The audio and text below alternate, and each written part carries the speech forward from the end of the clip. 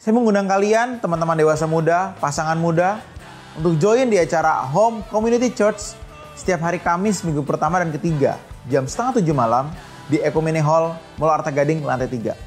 Sampai ketemu ya.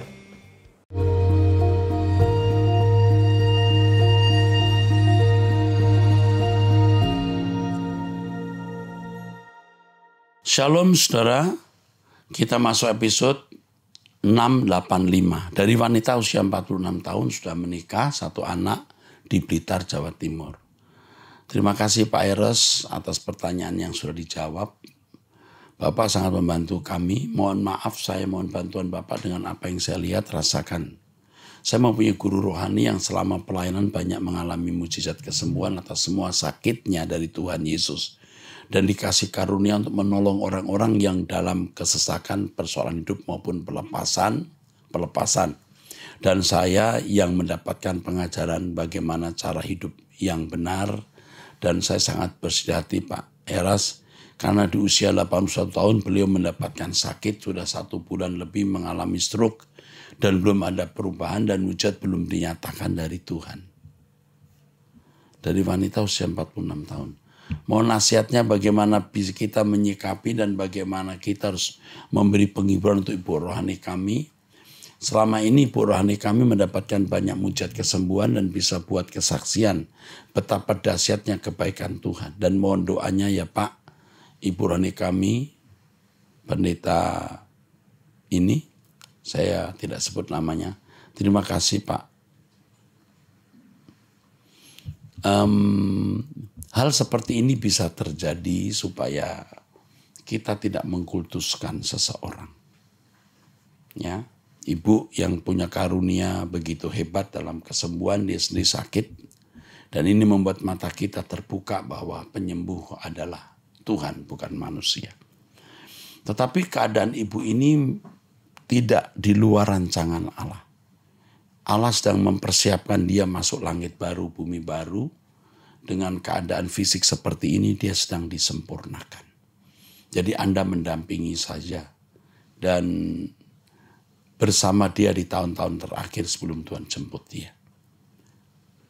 Beri pelayanan. Karena inilah kesempatan untuk melayani Tuhan. Dengan melayani hambanya. Oke, selamat melayani. Dari pria usia 69 tahun sudah menikah di Blitar, Jawa Timur. Pak, saya sebelum tahun 2005 tinggal di Jakarta dan sering ikut ibadah di gereja Rehoboth Duta Merlin. Saya sudah lama mendengarkan khotbah dan seminar dari Pak Eras. Jadi banyak sudah mengerti dan sangat pas di hati saya. Kerinduan saya sekarang adalah menularkan kepada umat Kristen. Tetapi selalu ditolak. Karena sudah tertanam kalau percaya kepada Tuhan Yesus dan sudah ke gereja maka masuk surga.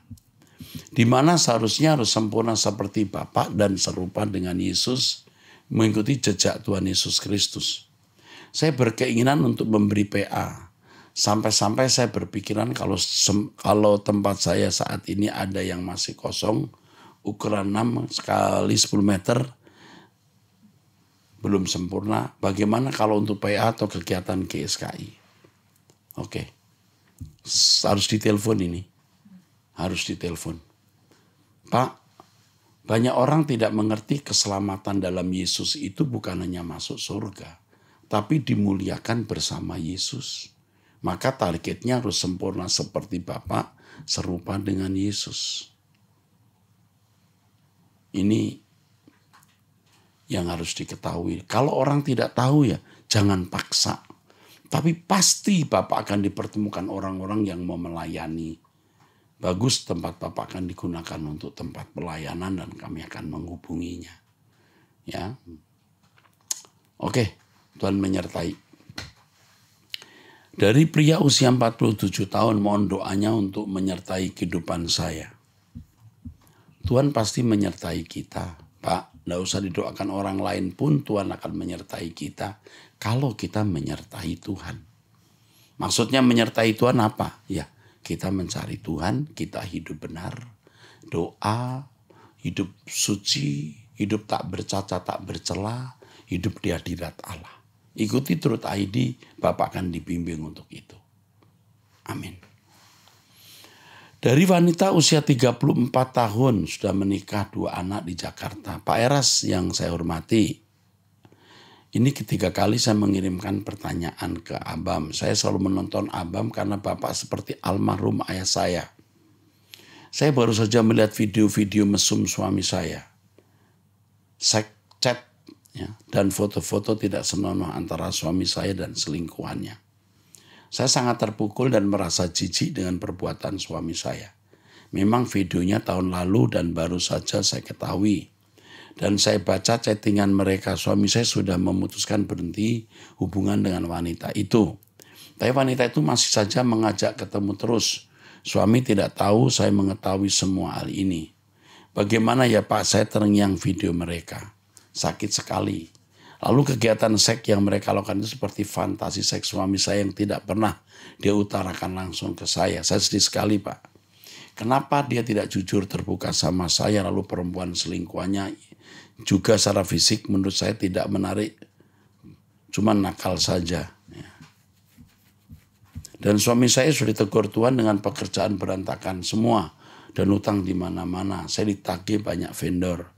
Tapi sayangnya suami masih tidak mau jujur terbuka soal hutang usahanya. Saya tanya baik-baik malah marah. Bagaimana ya Pak menghadapi suami yang keras seperti ini dalam keuangan? Saya diam tapi saya dikejar di telepon sana sini jadi bingung. Tidak tahu posisi dan duduk permasalahannya.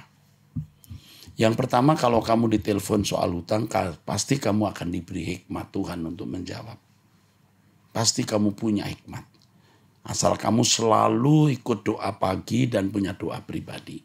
Dan hidup kudus. Yang kedua, kamu tunggu waktu yang tepat untuk memberitahu suami bahwa kamu tahu semua keadaan itu. Dan kamu mesti memaafkan karena kau punya anak. Ya, dan kamu masih usia 34 tahun, anakmu 2. Kamu tentu tidak ingin anakmu kehilangan bapaknya. Kalau dia bisa berhenti berbuat dosa itu sudah luar biasa. Tapi tunggu waktu yang tepat. Kalau Tuhan berkata jangan buka rahasia ini, jadi seakan-akan kamu tidak tahu, kamu juga tidak akan beritahu. Kamu minta petunjuk Tuhan di sini. 1, kamu bicara apa adanya pada waktu yang tepat. 2, mungkin Tuhan gak suruh kamu bicara, kamu simpan.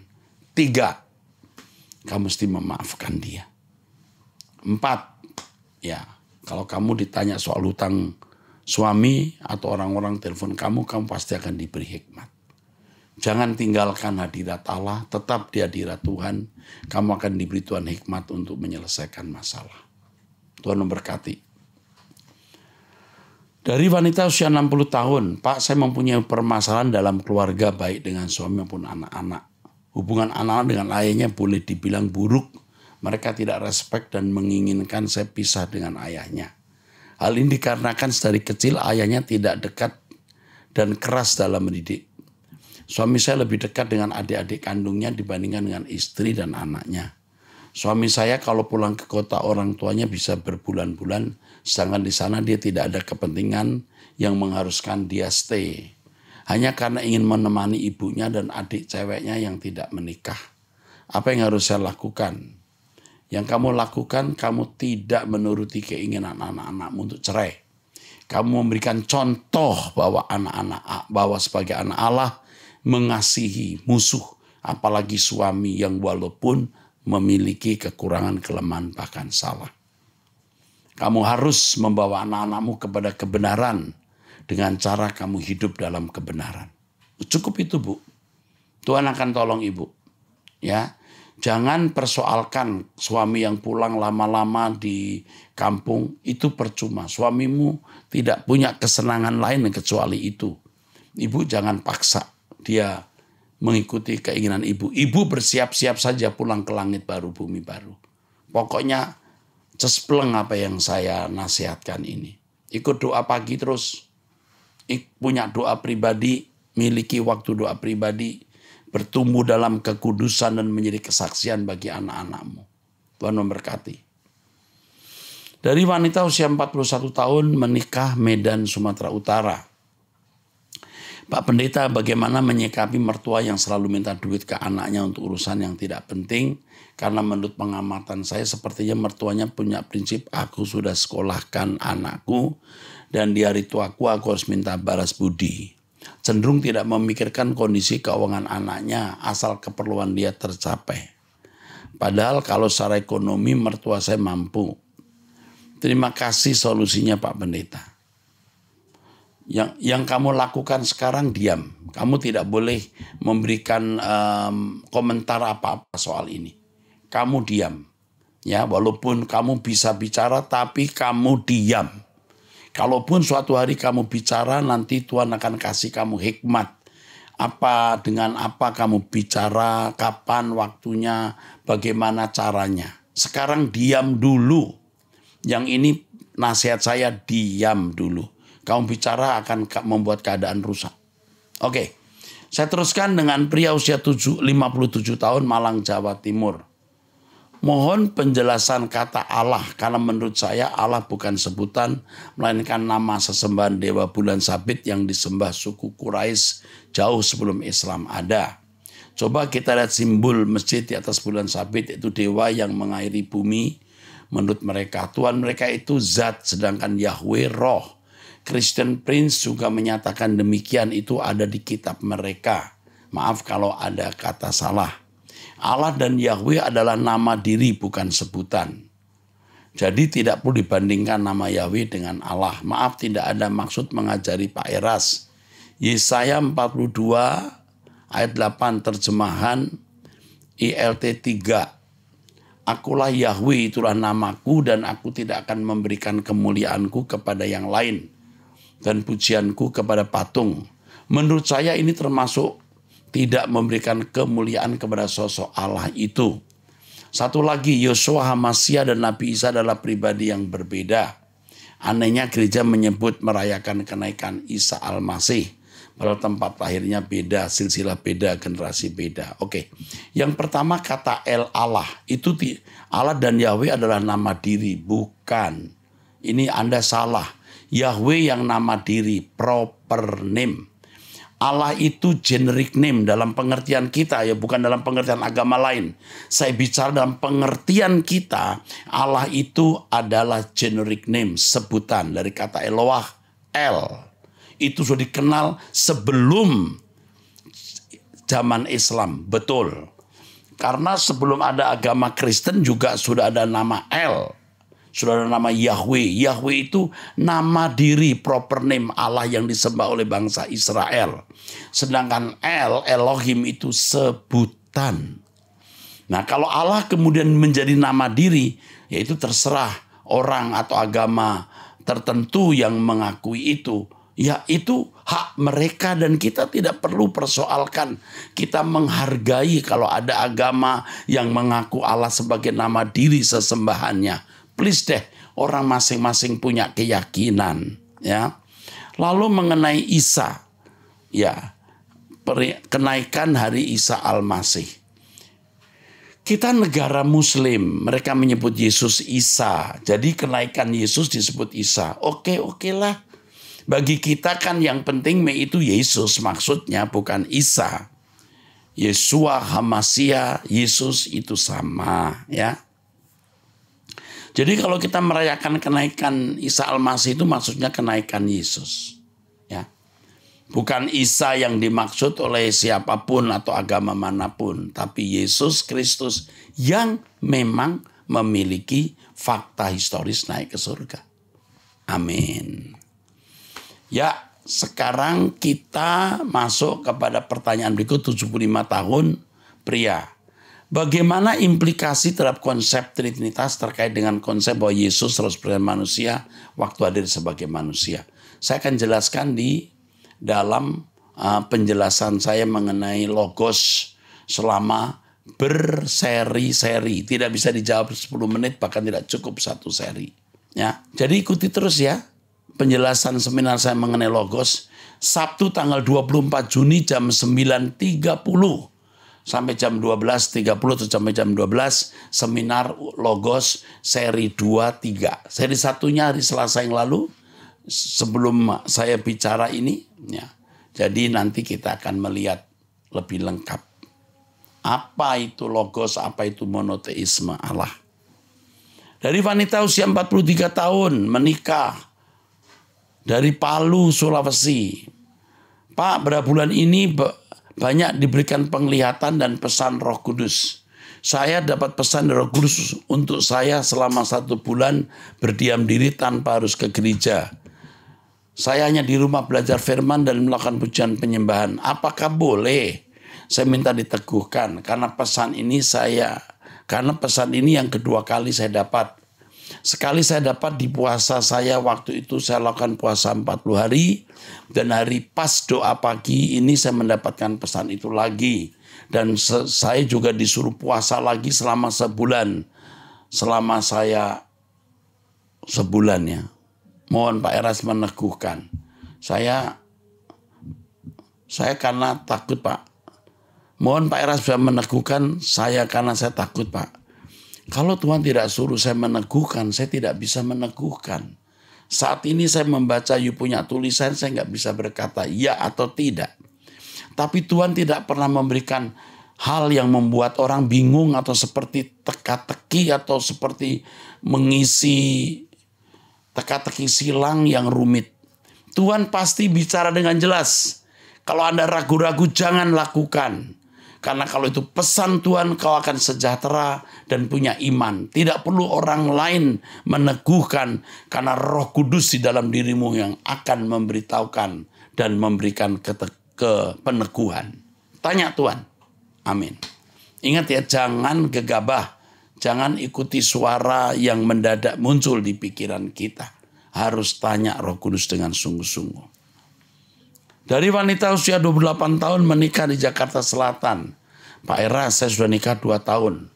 Selama nikah saya nggak disentuh juga tidak dinafkahi. Wow. Selama nikah saya nggak disentuh juga tidak dinafkahi. Karakternya juga sangat jelek. Kasar, suka nyiksa baik fisik maupun verbal. Saya sampai depresi. Pernah depresi. Tapi saya sekarang sudah normal, bahkan cenderung bodoh amat. Saya fokus saja pelayanan sama kerja. Saya sadar saya udah salah pilih pasangan hidup. Bondingnya terasa hilang. Jadi saya mati rasa sekarang. Saya sekarang milih mau hidup sendiri aja. Kira-kira dengan saya mau hidup sendiri aja, apakah saya mendukan hati Allah? Karena dianggap tidak berkomitmen untuk terus bersama. Kalau suamimu tidak bisa diajak komitmen hidup bersama, kamu hidup sendiri lebih baik. Suamimu ini rasanya sakit. Kamu tidak disentuh, artinya tidak hubungan nih. Tidak hubungan seks maksudnya. Juga tidak dinafkahi. Lah untuk apa menikah? Coba beri waktu 1-2 bulan ini kamu berdiam diri, tanya kepada Tuhan. Dan kalau kamu diizinkan Tuhan tidak hidup bersama, ya nggak usah hidup bersama. Tidak salah. Hidup sendiri itu tidak salah. Daripada hidup bersama, kamu kehilangan kehidupan. Banyak wanita kehilangan kehidupan setelah menikah. Suami yang tidak bertobat merenggut hidupnya. Kasihan. Makanya memang harus hati-hati dalam memilih jodoh. Kamu sudah memilih jodoh. Nah, komitmenmu di gereja dikhianati dia. Dan kamu tidak bersalah kalau kamu mau hidup sendiri. Karena dia mengkhianati komitmen dia. Oke, tapi sekali lagi tanya Tuhan, minta hikmat Tuhan. Ya, oke, Tuhan memberkati kamu. Dari pria usia 41 tahun, Pak Pendeta, mohon penjelasan isi kitab Mazmur 23 tentang apa dan lagu pujian terhadap kitab Mazmur 23 tentang apa dan lagu pujian Tuhan Gembalaku. Mazmur 23 itu bicara mengenai Tuhan sebagai gembala. Ini sebuah ilustrasi bagaimana Allah menjagai, memelihara, melindungi, menjaga kita seperti gembala. Dan ini bagi orang-orang Israel biasa karena mereka hidup agraris dan mereka beternak, mereka memiliki ternak-ternak termasuk domba. Dan mereka tahu bagaimana hubungan gembala dengan domba yang begitu rapat, begitu melindungi ya. Gembala melindungi domba. Bagaimana gembala bisa dikenali suaranya oleh domba-domba dan seterusnya. Jadi Mazmur 23 ini penggambaran hubungan umat dan Allah. Allah sebagai gembala dan umat sebagai domba-dombanya. Berikutnya dari wanita usia 45 tahun di Surabaya, Jawa Timur. Pak Erastus yang saya kasih, apakah ada sesi abang yang menjelaskan kenapa Betani Surabaya tidak lagi di bawah naungan GSKI? Oke, saya jawab karena saya yang paling tahu. Dulu Betani Surabaya memiliki masalah. Dan kemudian bergabung ke GSKI, kami melindungi Betani Surabaya sampai masalah selesai. Setelah masalah selesai, saya sampaikan kepada Pak Aswin, Pak, silahkan kembali ke Gereja Betani Indonesia. Kenapa? Karena Betani pasti memiliki ikatan emosi dan sejarah dengan Gereja Betani. Jangan ke GSKI. Saya tidak ingin melukai. Memang sebelum bergabung, Pak Aswin sudah pernah minta saya. Tapi saya tolak, jangan. Karena akan melukai dan ini tidak mengenakkan bagi anggota Gereja Betani. Ya. Tetapi karena masalah berat dan kami harus melindungi, menaungi Gereja Betani Surabaya, maka terpaksa kami terima. Saya ambil alih, maksud saya menaungi menaungi Betani Surabaya. Setelah selesai, tidak ada masalah, saya suruh kembali, baliklah. Tapi Pak Aswin pada waktu itu tidak mau, tidak usah Pak, saya tetap ke GSKI. Tapi 1 tahun kemudian, saya dihubungi oleh Sekum dari Betani. Apakah Pak Eras keberatan kalau Betani Surabaya kembali ke Betani? Oh, saya silahkan. Dan sejak itu Betani Surabaya tidak di bawah naungan GSKI. It's okay. Tidak ada masalah antara saya dengan Betani Surabaya. Tidak ada masalah sama sekali saya dengan Sinode Betani. Dan apalagi dengan Pak Aswin, dan saya tidak punya masalah. Jadi sama-sama kita melayani. Walaupun tidak satu sinode, tidak apa-apa, tapi satu payung, kiranya payungnya adalah Tuhan. Oke? Tuhan berkati. Ini jawaban saya. Saya yang paling tahu. Saya ulangi mau? Tak perlu ya. Nanti dan waktu orang tanya lagi saya jelaskan. Jadi pada mulanya itu karena ada masalah besar di Betani. Itu saja. Jakarta Timur, wanita usia 50 tahun, 53 tahun, mohon doanya agar cepat-cepat pekerjaan. Tuhan tolong wanita ini. Bapa tolong, dalam nama Yesus.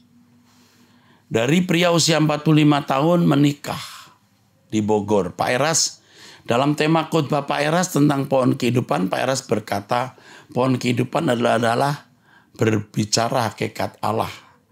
Hakikat Allah tidak terselami bagaimana memahami Wahyu 2:7. Mungkin Anda tidak mendengar dengan tepat. Pohon kehidupan pada dasarnya adalah kebenaran.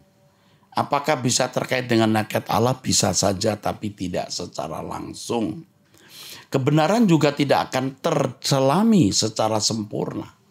Tetapi maksudnya pohon kehidupan itu adalah kebenaran yang dikonsumsi oleh manusia, oleh Adam waktu itu. Tentu bicara soal kebenaran, itulah Allah sendiri. Tapi bukan berarti pohon kehidupan itu Allah ya. Tidak demikian. Jadi kalau Wahyu pasal 27 itu maksudnya pohon kehidupan, saya menjelaskan dalam dinamika di kerajaan surga ya, kita tidak boleh mengada-ada atau mengira-ngira ya. Pohon kehidupan yang bisa menyembuhkan penyakit, bisa itu berarti kebenaran yang dikenakan dan bisa menyembuhkan penyakit, tapi sakit yang dimaksud di situ bukan sakit seperti yang dialami di bumi. Jadi daun pohon kehidupan bisa kebenaran, bisa berbentuk fisik, tetapi harus diketahui bahwa ini bukan satu hal yang prinsip kita tahu. Tahu tidak menambah iman, tidak tahu tidak mengurangi iman. Saya menjelaskan itu dinamik di dalam seminar saya mengenai surga yang subtemanya dinamika kerajaan Allah. Saya tidak bisa menjelaskan 5-10 menit. Coba saudara dengar seminar saya mengenai surga. Ya, oke.